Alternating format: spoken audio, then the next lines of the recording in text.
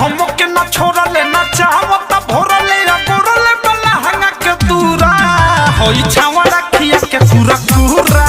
उठे लाली जात जाता पूरा होई छावा रखिया के पूरा पूरा उठे लाली जात जाता पूरा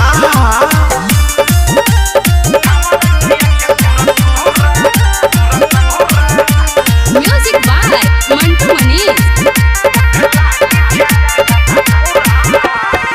यहाँ के लोही का सब बहुत पाती लागत छोड़ी न आज के राती यहाँ के लोही का सब बहुत पाती लागत छोड़ी न आज के राती रे आज के राती रे आज के राती